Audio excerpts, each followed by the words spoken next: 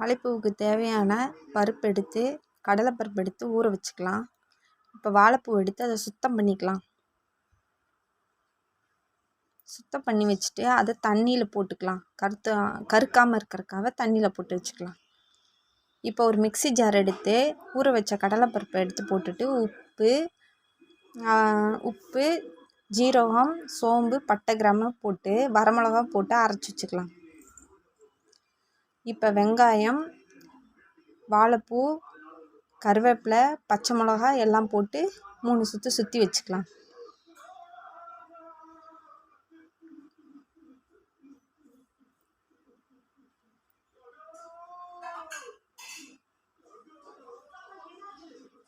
இந்த மெத்தடில் செய்யுங்க, நல்லாயிருக்கும், டேஸ்ட்டாக இருக்கும், எந்த பொருளும் வேஸ்ட் ஆகாது.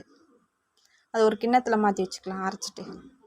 இப்போ அடுப்பில் கடாயை ஏற்றிக்கலாம். தேவையான அளவு எண்ணெய் ஊற்றிட்டு ஒவ்வொரு உருண்டையை எடுத்து தின்னாக தட்டி வடைச்சட்டியில் போட்டு எடுத்துக்கலாம். நீட்டமான ஒரு சில்வர் கம்பி வச்சு நல்லா சுற்றி விட்டுக்கலாம். அப்போ தான் உடையாமல் வரும். இப்போ வெந்தோடனே அதை கரண்டியில் எடுத்து வடிகட்டி ஒரு கிண்ணத்தில் பேப்பர் போட்டு அதில் போட்டு வச்சுக்கலாம். எண்ணெயெல்லாம் உறிஞ்சிரும். சுவையான வாழைப்பூ வடை ரெடி. Thank you friends. செஞ்சு சாப்பிட்டு பாருங்கள்.